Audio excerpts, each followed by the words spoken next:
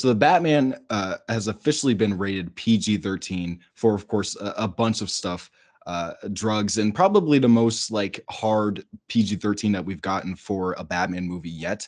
So I would like to know your thoughts about that, Kobe. How do you feel about this movie being a PG-13 movie?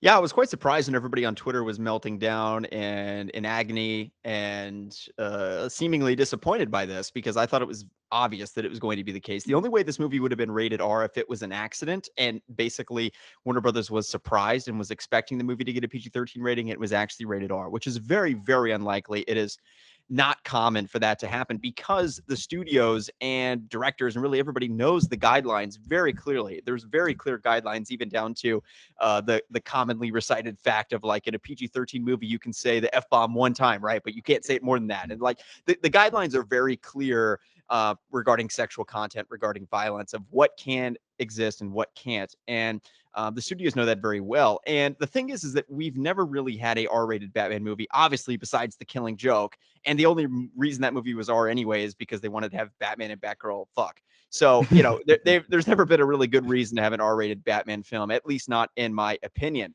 And I think people are conflating two different arguments, one of which being, I agree that I would like to see an R-rated live-action Batman movie at some point. I agree with that. Mhm. At the same point, though, let me also throw this at you. Let me give you my personal anecdote of how I became really addicted and fell in love with Batman and all of this. Before Batman, I was a big Spider-Man fan, and I became a big Spider-Man fan through Spider-Man 1, the Tobey Maguire film that came out in 2002. The way I rekindled my passion for Batman was in 2008 when The Dark Knight came out. If that movie was rated R, because in 2008, I'm sucky at math, I was young, like 10 or some shit like that.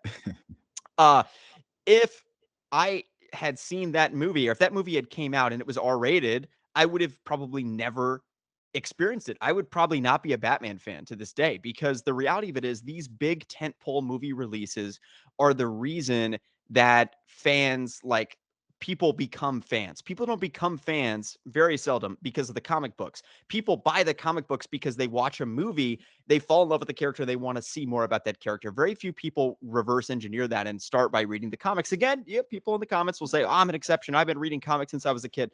Well, that was probably because your parents were into comics, like your dad was into comics and got you into them. The vast majority of people become interested in these characters and these topics because of the movies. And by making them R-rated, you cut the amount of people that can experience and enjoy them by about one half, because a lot of people, a lot of parents don't let their teenagers watch R-rated movies, understandably so. So, my honest position on this is that I would love to see an R-rated cut of the movie. I would like to see an R-rated live-action Batman movie, but I'm not surprised by this at all, and I'm not disappointed in the slightest. And I would be open to them making an R-rated installment into this trilogy. But but you're acknowledging that it's losing reach and it's losing awareness. Like, imagine if Infinity War and Endgame were R-rated movies. They would not be the cultural phenomenon that they are, because not nearly as many people would have seen them. So R-rated movies appeal to a much smaller audience, and I want the Batman to make $1 billion and be super successful and to be a pop culture sensation. And I think the way for it to do that is by being PG-13. Yeah, I agree completely. I mean, considering the fact that they're selling like Oreos based on, the Batman, they probably wouldn't be able to do that if the Batman was rated R and Batman was going around fucking blasting people in the face or whatever, or, Riddler was going around decapitating fucking senators or some shit. Like, I think that it would be a very difficult case to throw out toys to children about a movie like that. And I would also like to mention the fact that the Batman Returns movie is incredibly violent, and it wasn't really rated R, but it was marketed towards kids. And when you went to go see the movie, you see Penguin biting fucking people's noses off. You see Catwoman doing very highly sexual shit.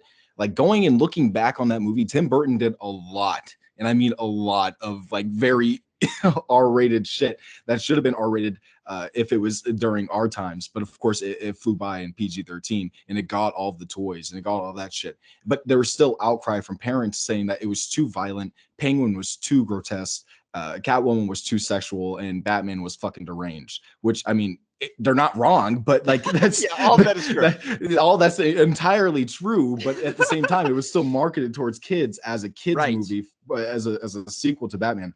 So I think that having a rated R Batman, there was also, I forgot what the guy's name was. He made Requiem for a Dream.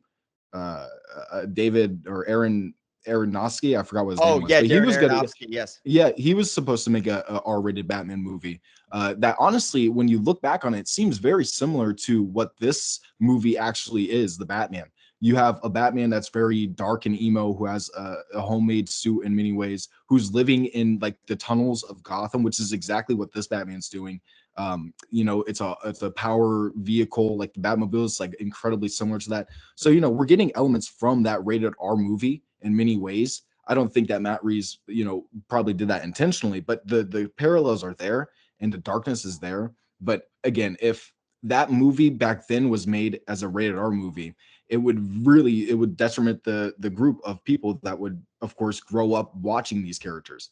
And we wouldn't have like the animated series in many ways if the Batman in Batman Returns were rated R, because it just would have been too violent and there was nothing to market that on. And I think the Batman animated series would have been caught in that weird dilemma, because they did base a lot of their success off of the movies, and it just wouldn't have worked if it wasn't marketed towards kids. So I think that this is a good thing.